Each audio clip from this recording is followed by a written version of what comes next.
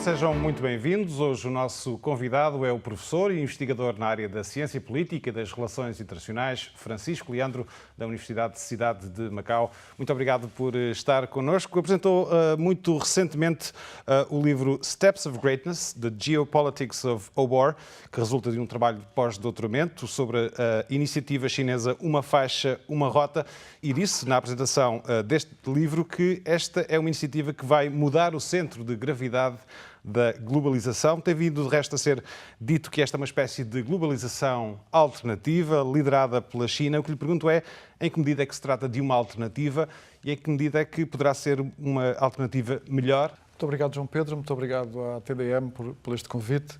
Tenho muito gosto em estar aqui e partilhar algumas ideias do livro e de outras ideias que, entretanto, venho defendendo ao longo desta minha investigação. Bem, eu acho que essa é de facto a pergunta mais interessante para começar a falar sobre este tema.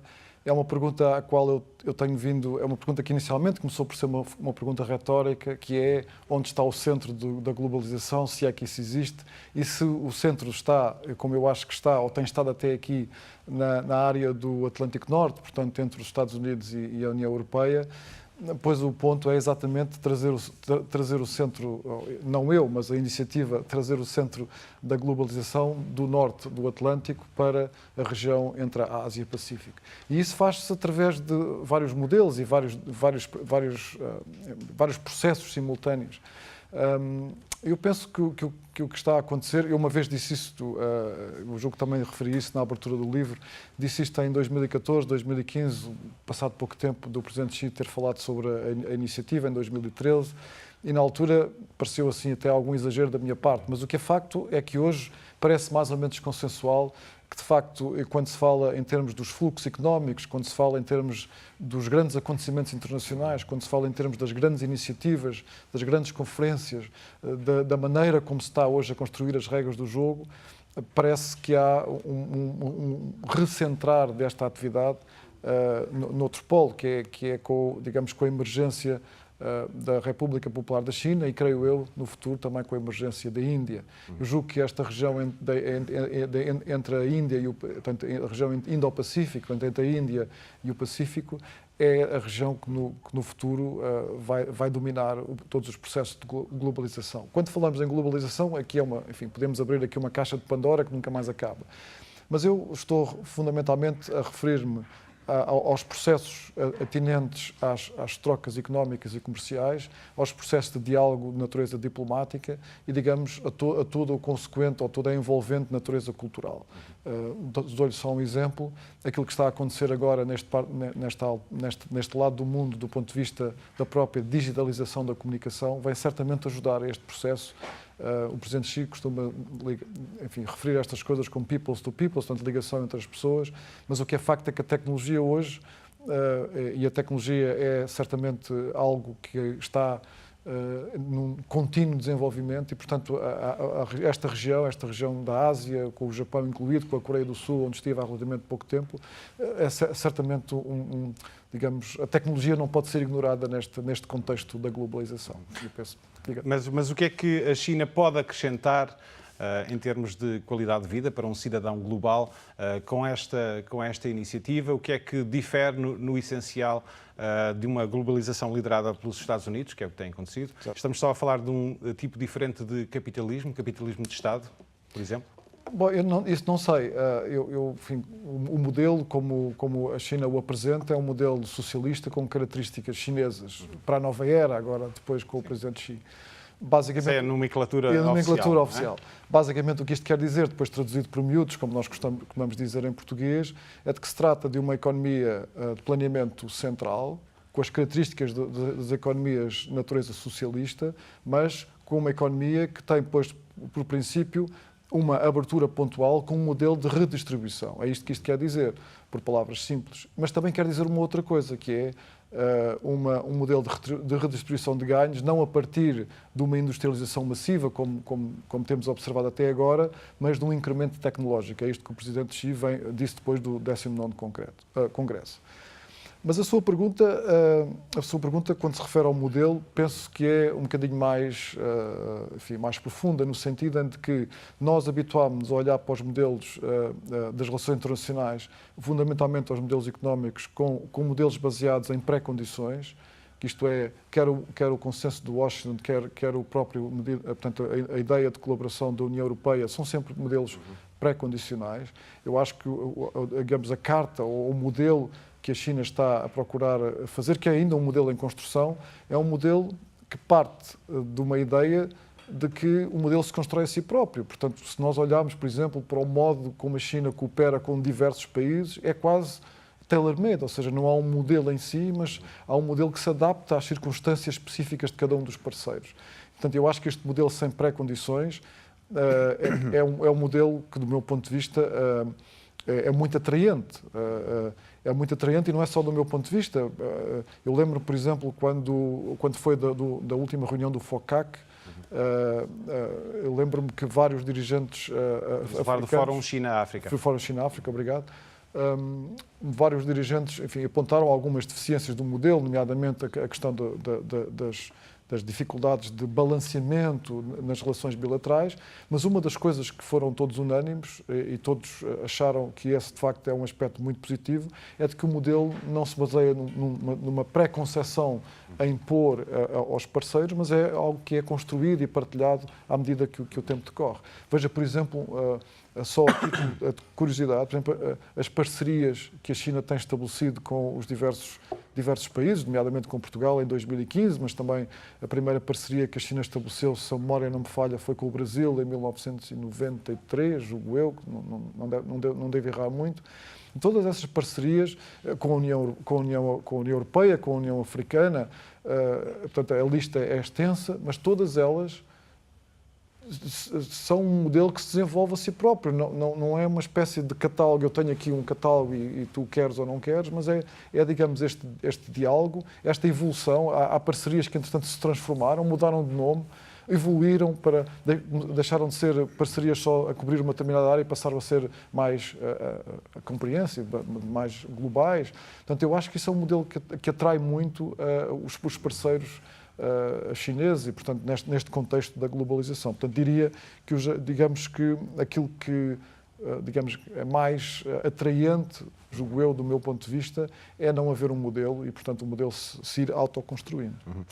Já vamos continuar a falar destas questões, mas antes gostava de lhe pedir para explicar uma das ideias que deixou na apresentação do livro e em que diz que a China está a usar as regras do jogo para mudar o jogo. Que jogo é este e qual é a vitória que a China pretende alcançar? Eu acho que essa é uma ideia muito interessante e muito obrigado por ter tomado nota dessa ideia. Aquilo que eu acho que disse isso na abertura do livro, aquilo que nós observamos em termos de evolução do sistema internacional, quando nós olhamos para o sistema internacional, vemos, enfim, grosso modo, dois grandes momentos, a Paz de Westfália e depois a criação das Nações Unidas, a primeira tentativa da Sociedade das Nações que não resulta e depois a criação das Nações Unidas. Mas todos esses momentos, que são momentos de construção, se fazem com um enorme sofrimento, com um enorme desgaste em termos de, enfim, pessoas e vidas e estruturas. Aquilo que eu acho que nesta vez está a acontecer é a construção de um sistema a partir do próprio sistema. Veja, por exemplo, vários exemplos. Veja, por exemplo, a construção que a China tem feito relativamente à postura do Conselho de Segurança, à reforma do próprio Conselho de Segurança, as posições que tem tomado, a participação, a maior participação nas várias organizações da própria Organização das Nações Unidas, ou várias agências. Veja, por exemplo, aquilo que está a acontecer com a reforma da Organização Internacional do Comércio, aquilo que está a acontecer com a reestruturação e a reorganização, pelo menos em termos de funções, da chamada Organização de Cooperação de Xangai. Veja, por exemplo, as relações que a China tem vindo a estabelecer com uma grande organização que é o ASEAN, com os vários modelos. Portanto, e podíamos, os BRIC, enfim, podíamos continuar aqui a falar do ponto de vista económico, do ponto de vista financeiro, em todas as áreas. Qual é que é o denominador comum de todas destas posições? Duas questões que me parecem muito importantes, que é, a primeira é usar as regras do jogo para para evoluir portanto, para fazer que as próprias regras com que elas evoluam sem abrir ruptura, sem haver uma ruptura. Isso parece muito importante. Depois, qual é o objetivo? Foi isso que é a sua pergunta. Eu parece-me que daquilo que tenho lido e constatado, enfim, leio sempre as traduções e, portanto, às vezes tenho alguma dificuldade, mas aquilo que me parece é de que e isso agora viu-se, por exemplo, neste encontro entre o Presidente Xi e o Presidente Trump, há sempre uma procura de equilíbrio e de combate à hegemonia, qualquer que ela seja. No plano global, no plano regional tem outra leitura. No plano regional penso que há claramente portanto, passos no sentido de haver uma forte presença no plano regional, mas no plano global não. Eu julgo que é do próprio interesse da República Popular da China, é no próprio interesse dos Estados Unidos da América, eu diria que é no interesse de todos nós que esse equilíbrio seja alcançado. Só queria dizer uma coisa que me parece muito importante, é de que as regras do jogo internacional, e quando falo do jogo internacional, falo do jogo diplomático, do jogo económico, do jogo sociocultural, foram feitas num determinado contexto e por um determinado número de potências ocidentais. Lembro-lhe que, por exemplo, a Rússia quase não participou, ou participou pouco na construção desta... A Rússia é uma grande potência. A China participou pouco nessa construção, por razões que não interessa agora, mas esse foi o facto. Portanto, e foram potências que sofreram bastante. E foram potências que sofreram bastante, exatamente. E, portanto, a mim parece-me, talvez não só apenas a mim, mas parece-me que é normal que qualquer que venham a ser as soluções do jogo internacional, elas também façam parte deste crescimento, onde as novas grandes potências, porque a China hoje é uma grande potência, podemos olhar pelo ponto de vista económico, podemos alcançar alguns números, mas o que é facto é que a China hoje é um assunto incontornável. Eu lembro-me só de um pequeno exemplo, já agora a título de curiosidade, as primeiras vezes que falei sobre a iniciativa, uma faixa, uma rota na União Europeia, a sala estava meio vazia. Hoje as salas estão cheias e, portanto, hoje temos mais gente a escrever e a publicar, mais gente a falar, mais gente a discutir sobre esta iniciativa, que no fundo é também discutir o papel da China no contexto internacional e, portanto, isso não pode deixar de ser uma boa notícia. E falando de Europa, existe algum ceticismo em relação a esta iniciativa chinesa? Basta recordar o que aconteceu há bem pouco tempo, por exemplo, em Espanha, acabou por não ser formalizada nenhuma participação de Espanha nesta iniciativa chinesa. O mesmo não será de esperar em Portugal, por razões que são conhecidas e que já vamos falar mais à frente. Há também informações de que Emmanuel Macron terá dito ao governo português que ficaria muito desiludido se Portugal aderisse mesmo a esta iniciativa, uma faixa, uma rota. Porquê este ceticismo do lado da Europa, da União Europeia, que na prática ainda não foi capaz de desenhar uma iniciativa que de alguma forma pudesse contrabalançar isto que está a acontecer a partir de Pequim, nem está no horizonte? Eu acho que essa é uma pergunta de facto interessante, como todas as outras, mas essa é particularmente interessante porque põe em jogo os dois grandes atores no contexto euroasiáticos. Portanto, essa pergunta engloba aquilo que para mim é central, que é saber como é que se faz a sistematização dos dois grandes atores do lado de cá do Atlântico, visto agora aqui numa perspectiva um bocadinho mais chinesa. Eu acho que há várias coisas. Em primeiro lugar, acho que inicialmente o crescimento chinês, a reação foi de algum receio. As pessoas tinham medo, fundamentalmente baseado no desconhecimento. Eu vejo ainda, por exemplo, quando participo em fóruns internacionais, que há um enorme desconhecimento sobre a China. Fala-se de uma China que não é exatamente a China que existe hoje. Eu, felizmente, tive a possibilidade de percorrer praticamente a China toda e, portanto, esse parece-me que é um ponto. O segundo ponto é de que esta iniciativa, do meu ponto de vista, é incontornável. Portanto, a dimensão, quer do ponto de vista do bolo total dos investimentos, quer em termos da extensão territorial, quer em termos de tempo, é uma iniciativa incontornável. O que eu penso que é importante que aconteça é aquilo que eu costumo dizer, o escrutínio nacional, ou no caso da União Europeia, o escrutínio da própria institucional da União Europeia, para se perceber como é que a União Europeia pode contribuir para uma iniciativa desta envergadura, desta dimensão. Eu lembro-me que a União Europeia, a discussão no âmbito da União Europeia é uma coisa relativamente recente, comparado com a iniciativa. Eu dou-lhe, por exemplo, o exemplo da Hungria e da Sérvia, dois países, a Hungria que pertence à União Europeia, a Sérvia que não pertence à União Europeia, que se sentem imensamente atraídos por esta iniciativa, por razões geopolíticas, por razões de que não há uma outra alternativa com um potencial como esta própria Existir iniciativa. existe no papel, mas não na realidade, papel, exatamente. Não, mas relativamente à Sérvia... Mas de resto serão mutuamente exclusivas estas iniciativas? Exatamente, o ponto é exatamente esse. Não necessariamente. A maneira como colocou a pergunta parece que há um confronto, não é? Não vejo as coisas... Eu não estou a dizer que o fez intencionalmente, mas essa é a narrativa que passa.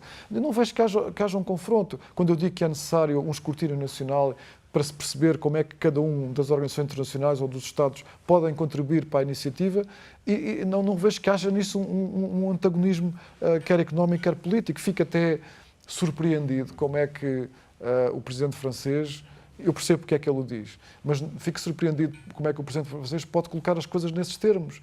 Esta iniciativa o que pretende é criar condições para que todos os intervenientes ganhem alguma coisa com isso e, portanto, não vejo porque é que Portugal não deve entrar, ou porque é que a Espanha não deve entrar, ou porque é que a França não deve entrar. Agora, o que eu vejo é que a entrada numa dessa iniciativa desta natureza pressupõe uma análise daquilo que são os interesses de cada um dos Estados. E, portanto, aquilo que me parece, e isso acontece com muitos Estados, é que há, digamos, dificuldade em identificar aquilo que são os aspectos essenciais da sua política doméstica. E, portanto, a partir daí é difícil depois gerar um contributo racional para esta iniciativa. Há aqui também um aspecto que é incontornável e que explica, pelo menos em parte, esta resistência da Europa, que tem a ver com a questão do respeito pelos direitos humanos e, portanto, parte-se do princípio que, a partir do momento em que existem investimentos avultados, os Estados e a União poderá ficar numa posição de subalternidade para poder falar sobre estas questões. É por isso é que eu continuo a insistir de que a União Europeia é um parceiro muito importante nesta iniciativa e é um parceiro que tem que ser um parceiro ativo, tem que fazer parte do processo de construção desta iniciativa. O que eu vejo agora, o que eu tenho visto ultimamente, é que os membros da União Europeia, eu sei que a União Europeia tem dado passos no sentido de, digamos, aquilatar os interesses relativamente à iniciativa chinesa, mas vejo ainda muitos interesses bilaterais a serem dirimidos entre os Estados-membros da União Europeia e a China. Não vejo que esta iniciativa seja tratada do ponto de vista das instituições como um todo. Eu percebo porque não o é, porque isto tem a ver com as competências específicas da própria União Europeia, que são muito poucas, mas o que é certo é que isto é uma excelente oportunidade para haver uma estratégia comum do ponto de vista da União Europeia. Não havendo essa estratégia, é natural que a China procure a implementar através de relações bilaterais, o que me parece que é ligeiramente desfavorável para os próprios interesses da União Europeia. Eu creio que essa é uma inevitabilidade. Eu, se não estou em erro, portanto, a iniciativa foi apresentada em 2015 pelo Presidente Xi, e se não estou em erro, demorou cerca de 2 anos até que a União Europeia começasse a produzir documentos oficiais sobre esta matéria. Portanto, esses foram 2 anos em que praticamente só houve relações bilaterais e que foram muito bem aproveitados, sobretudo pela Sérvia. Eu há bocadinho estava a dizer, o investimento chinês na Sérvia hoje é uma coisa, uma coisa significativa, não só naquilo que se chamam os módulos de mobilidade, mas em diversas áreas da própria economia sérvia. E porquê é que isso está a acontecer? Fundamentalmente porque a União Europeia não correspondeu àquilo que são as expectativas da Sérvia. Portanto, provavelmente é o que está a acontecer também na Hungria. Em relação ao investimento chinês em Portugal, como é sabido, é dos mais elevados na Europa, em percentagem do PIB é mesmo o segundo mais elevado, atrás só da Finlândia. Temos também agora esta visita de Xi Jinping a Portugal. Acredita que vai marcar um virar de página no sentido de haver efetivamente uma adesão, de alguma maneira, a esta iniciativa chinesa? Fala-se da questão do Porto de Sines, já se fala há bastante tempo. O que é que acha que vai ficar de concreto desta visita, para além da retórica, para além de Xi Jinping citar Luís Vaz de Camões? O que é que vai ficar para os próximos anos? É muito interessante esta visita. Eu, ao contrário daquilo que a sua pergunta sugere, eu acho que não é um momento de viragem, mas acho que é um momento de continuidade. As relações entre Portugal e a República Popular da China começaram em 1979, não é? Tiveram um grande avanço. Aliás, eles começaram ligeiramente antes. Começaram em 74 com umas questões relativamente a Macau nas Nações Unidas, depois começaram mais tarde em 73 com uma outra votação que houve na Assembleia Geral, mas formalmente em 79. Depois com 87, portanto com a questão da declaração conjunta, e depois o grande momento é 2005, perdão, com a assinatura da parceria entre os dois países. Eu julgo que é um momento de continuidade, eu julgo que é um sinal de continuidade, eu julgo que não vai mudar nada de radical, mas relativamente a Portugal, e não só a Portugal, a outros Estados da União Europeia e provavelmente a outros Estados do mundo, com quem a República Popular da China tem relações diplomáticas, tem sido sempre, e é uma coisa que eu gosto de notar, tem sido sempre política de pequenos passos, ou seja, à medida que se dão os primeiros passos, à medida que as coisas correm naturalmente ao gosto e aos interesses das duas partes, as coisas naturalmente continuam a avançar. É evidente que o investimento chinês em Portugal é completamente desproporcional ao investimento português na China, porque se tratam de dois parceiros de dimensão, enfim, que não é comparável, mas o que tem acontecido é que esta política de pequenos passos tem vindo a ser alargada. Portanto, aquilo que eu acho que vai acontecer, agora estamos com a questão do Porto de Sines, eu tive a oportunidade também no lançamento do meu livro, referir dois outros aspectos que me parecem importantes. Julgo que o alargamento da plataforma continental vai trazer mais pontos de interesse à cooperação Portugal-China, provavelmente uma das maiores plataformas continentais do mundo, ou se não, pelo menos, das maiores da Europa. Eu julgo que a questão da base das lajes e relativamente à medida que o programa espacial chinês avançar, julgo que também vai trazer mais oportunidades de cooperação e todas as outras que já existem agora, nomeadamente na área do turismo, na área dos serviços, na área da energia. Mas tudo isto vai dependendo da medida da execução de cada uma das fases desta ligação. Da parte do governo português, fala-se da necessidade em atrair investimento chinês mais produtivo. Acha que poderá acontecer na sequência desta visita? Provavelmente, mas continuo a achar que aquilo que vier a acontecer relativamente àquilo que é designado investimento produtivo, e eu percebo exatamente aquilo que se pretende dizer, irá sempre depender do que aconteceu até àquele momento e do que é que vai acontecer a seguir. Ou seja, não creio que esta visita vá marcar um momento de 180 graus em termos de grande viragem e agora vai acontecer. Não, penso que ela vai... Quando dizia viragem é no sentido de consolidação de uma posição e até definição do papel de Portugal na Europa em relação a esta iniciativa chinesa. Se teria, por exemplo, uma posição mais próxima de Madrid, se uma posição mais próxima de Pequim, se quisermos pôr as coisas nestes termos. É nesse sentido de momento de definição? Eu acho que o governo português não tem grandes alternativas. Quer dizer, o governo português tem que continuar no quadro da União Europeia que se tem movimentado até agora, mas sem esquecer esta iniciativa, que é uma iniciativa que do ponto de vista da posição de Portugal, digamos, não há alternativa. Aquilo que gostava de sugerir, não sei se a sua pergunta tinha isso subliminar ou não, é, mais uma vez, a questão de as relações, a maneira como a China encara estas relações, são sempre relações de natureza bilaterais. Veja, por exemplo, a posição da China relativamente à CPLP. Não encontra uma linha escrita sobre isto. Ou ao CPLP relativamente à China. Não encontra uma linha escrita sobre isto. A CPLP, provavelmente, parece quase como vazio, e a CPLP aparentemente seria uma organização interessante do ponto de vista enfim, do Atlântico Sul, não é? Porque o que existe nesse âmbito é o Fórum. Exatamente, mas pouco mais do que isso. Mas mesmo assim o Fórum é uma instituição que é uma plataforma para relações bilaterais, porque na realidade não são relações no contexto e de iniciativa chinesa. E de iniciativa chinesa, exatamente. Tá. Não são contexto nos 8 ou dos 9, como se entender, tanto dos 9 países de expressão oficial portuguesa. Portanto, repare, voltamos outra vez à questão inicial. É quase impossível voltar as costas a uma iniciativa com esta abrangência, com este âmbito, com estes objetivos tão prolongados no tempo, e aquilo que me parece que deveria acontecer é um maior, volto a dizer, um maior ativismo, quer da União Europeia, quer neste exemplo que dei agora da CPLP, onde praticamente este assunto não aparece tratado, e repare, nós temos Timor com a questão portanto, no contexto da ASEAN, que é certamente um aspecto muito importante para a República Popular da China. Nós temos Angola e Moçambique ali no contexto do Atlântico Sul, de um lado e do outro do Cabo da Boa Esperança. E depois temos a posição de São Tomé relativamente ao Golfo da Guiné, das áreas de maior interesse chinês, e temos a posição de Cabo Verde e de Angola relativamente às rotas de acesso portanto, a todos aqueles que cruzam o Atlântico, quer num sentido, quer no outro, quer em direção a Gibraltar, quer em direção a Panamá. Portanto, é, de facto, um fórum fantástico para que haja um maior escrutínio de interesse, um maior posicionamento comum relativamente a uma iniciativa desta dimensão.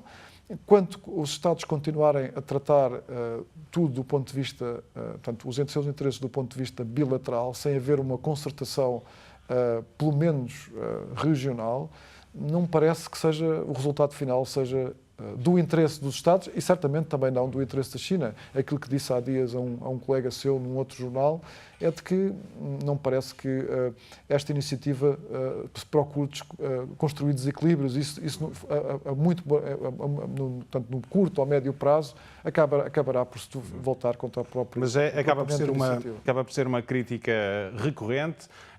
As acusações de neocolonialismo, a questão da armadilha do endividamento. Por exemplo, há um exemplo claro, que é o Sri Lanka, por exemplo, que não conseguiu pagar os investimentos e, portanto, a China ficou na posse de algumas infraestruturas essenciais para o país para o próximo século, 99 anos, isto para não ter de pagar $1.000 milhões a Pequim. Diz-se normalmente que não há almoços grátis, não é? E, neste caso, pagou-se caro. Não é exemplo único também. Eu tive um brilhante professor, João César de Neves, na Universidade Católica. Ele é o autor dessa frase, é o autor de um livro cujo é esse título. E numa aula lembro-me de ter dito: Sr. professor, é evidente que não há almoços grátis, mas todos nós temos que almoçar. E, portanto, aquilo que resta saber é como é que eu vou compor o meu prato, porque eu, no fim do dia, tenho que acabar por almoçar. E, portanto, o exemplo do Sri Lanka, exemplo que conheço bem, Sri Lanka, um sítio que conheço bem, visitei demoradamente, digamos, este processo de transformação que está a acontecer no Sri Lanka, mas volto a dizer uma coisa, que é, grande parte do que aconteceu do Sri Lanka é culpa do próprio Sri Lanka, que é, não há um escrutínio nacional, não há uma estratégia nacional de como um determinado Estado vai participar nesta iniciativa. Isso é que me parece absolutamente essencial. Tudo o resto nós podemos dizer o que achamos.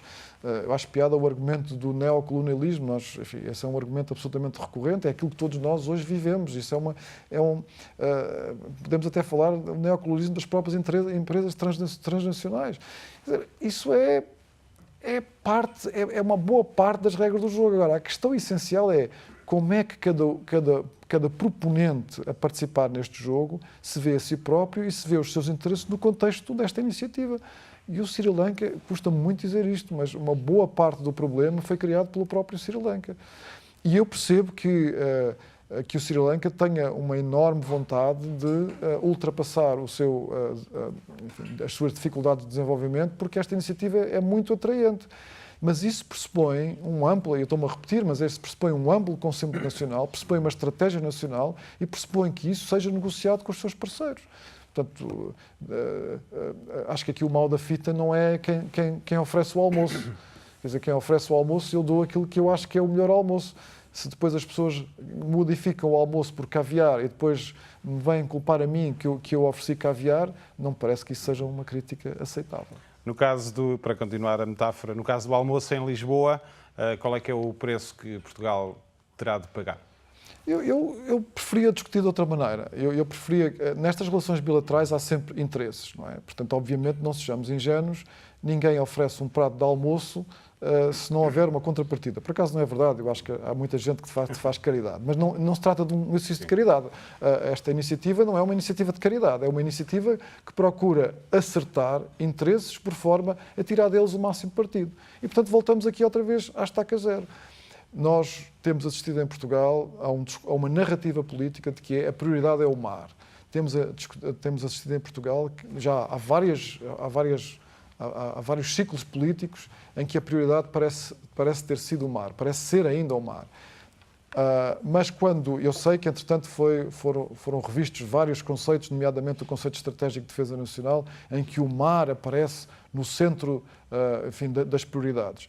Mas da narrativa política aos grandes documentos informadores de uma estratégia nacional, à prática, vai uma imensa distância. Portanto, é este o momento, e aquilo que eu acho que é a nota positiva a dar ao momento relacional com a China, é de que a China pode dar a Portugal aquilo que Portugal precisa para, de facto, transformar o mar como a sua grande prioridade económica. Porque sem isso vai ser difícil. A União Europeia não deu grande, digamos, não foi ou não tem sido um grande apoio nesta construção. Enfim, os exemplos eram imensos. Eu lembro-me, enfim, do que aconteceu à frota pesqueira portuguesa, à requalificação da indústria, toda a indústria pesqueira, à requalificação da indústria naval. Portanto, praticamente todos os estaleiros navais acabaram. Um tema que dá para uma outra entrevista. Isso nunca mais acabava. Mas o que é facto é que isto não aconteceu. E, portanto, pode ser que aconteça agora. Eu gostava muito que acontecesse agora, a bem dos interesses nacionais, mas também, obviamente, que há interesses chineses nesta perspectiva. E, portanto, eu acho que aquilo que há a fazer é, de uma vez por todas, sermos adultos e percebemos quais exatamente são os interesses de uma parte, quais são os interesses da outra parte e ver até que ponto é que os interesses são conciliáveis. E, no que forem, então devemos partilhar os interesses. De resto, se não for assim, temos sempre o caso do Sri Lanka, onde claramente uma das partes não estava preparada para fazer parte de uma estratégia desta dimensão. Professor Francisco Leandro, vamos ter de ficar por aqui. Muito obrigado por ter vindo ao TDM. Muito obrigado também, muito obrigado pelo convite. Obrigado. Nós voltamos na próxima semana, contamos consigo. Então.